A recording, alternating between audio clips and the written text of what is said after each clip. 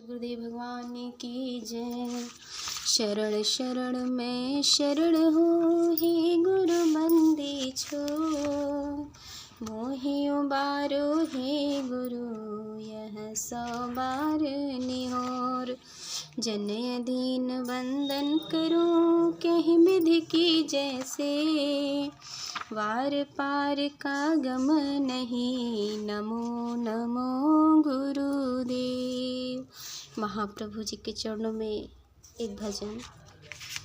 संतो गगन घटा घहरावे, सुनि सुनि मन हुलसावेना।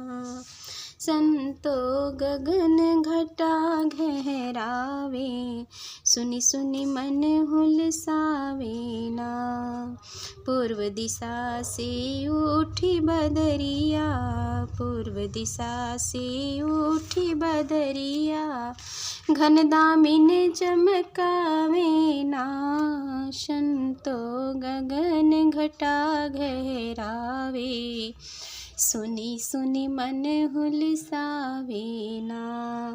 बादल उमड़ी गगन में छावे, बादल उमड़ी गगन में छावे। रिम झिम जल बरसावेना, रिम झिम जल बरसावेना। सुरति निरति दो बैल बनावे, सुरति निरति दो बैल बनावे। धोबिया दूध नसावेना, धोबिया दूध नसावेना। सुनि सुनि मन हुलसावेना, सुनि सुनि मन हुलसावेना। संतो गगन घटा घहरावे, सुनि सुनि मन हुलसावेना। बोए निज नाम को धाना, बोए निज नाम को धाना।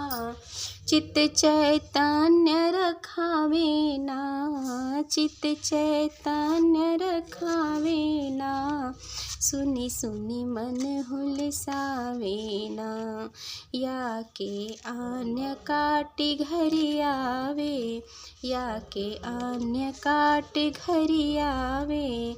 पंचपाक बनावेना, पंचपाक बनावेना। सदा फल परमानंद किसानी, सदा फल परमानंद किसानी। युग युग क्षुधा बुझावेना, युग युग क्षुधा बुझावेना। सुनि सुनि मन हुलसावेना। संतो गगन घटा घहरावे, सुनि सुनि मन हुलसावेना। संतो गगन घटा घहरावे, सुनि सुनि मन हुलसावेना।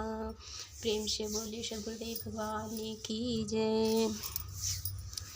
इस पद में ग्रंथकार श्री स्वामी जी ने कृषि के रूपक द्वारा अध्यात्म की ऊंची और साधना का वर्णन किया है। कृषक का हृदय प्रसन्नता से झूम उठता है जब वह आकाश में बादलों को उमड़कर जल की वर्षा करते देखता है। उसी प्रकार साधक के चिदाकाश में जब मेघ गर्जन का शब्द सुनाई पड़ता है और सोमरस की वृष्टि होने लगती है, तब उसका हृदय प्रफुल्लित हो जाता है। खेतों के कार्य में 2 बैलों की आवश्यकता होती है। खेतों में दूब, घास, खरपतवार निकाई करनी पड़ती है। धान, गेहूं आदि अन्यों को खेतों में बोना पड़ता है। धैर्यपूर्वक उसकी समय समय पर से सिंचाई, गोड़ाई तथा पशु पक्षी कीटादिकों से रक्षा करनी पड़ती है। तब फसल के परिपक्व हो जाने पर उसे काटकर अन्य घर लाया जाता है, जिससे भोजन तैयार कर क्षुधा की निवृत्ति की जाती है। यहाँ अध्यात्म विद्या के साधकों को अपनी सुरति और निरति की ही बैल के रूप में अहनिशि प्रभु के चेतन लोक में जोत कर रखना पड़ता है। हृदय में दुविधा भ्रम को हटाना पड़ता है। परमात्मा रूपी अन्य को ही बोना पड़ता है। आत्मा की चेतना को सदैव जागृत रखकर परमात्मा में लगना पड़ता है। तत्पश्चात प्रभु से अमृत रस का भोज्य पदार्थ प्राप्त होता है, जो विविध प्रकार के स्वादिष्ट पकवानों से भी अत्यंत सुस्वाद होता है। श्री सद्गुरु सफलदेव जी महाराज कहते हैं कि इस प्रकार की अन्य आध्यात्म कृषि परमानंद को प्राप्त करनी पड़ती है और युग युग से क्षुधा पीड़ित आत्मा इस सोम रस का पान कर परमानंद का अनुभव करता है। शरीर को बलिष्ठ रखने के लिए और शारीरिक विकास के लिए अन्य जल ग्रहण करना पड़ता है और आत्मा को बलिष्ठ बनाने के लिए प्रभु से प्रवाहित अमृत का पान करना पड़ता है। आत्मा का भोजन अमृत है, उसे ही पाकर आत्मा की जन्म जन्मांतर की भूख मिटती है। अतः सद्गुरु शरण में जाकर इस अमृत का पान कर सभी का मानव मात्र के लिए आवश्यक जाकर इस अमृत का पान करना सभी मानव मात्र के लिए आवश्यक है। प्रेम से बोले श्री गुरुदेव भगवान की जय।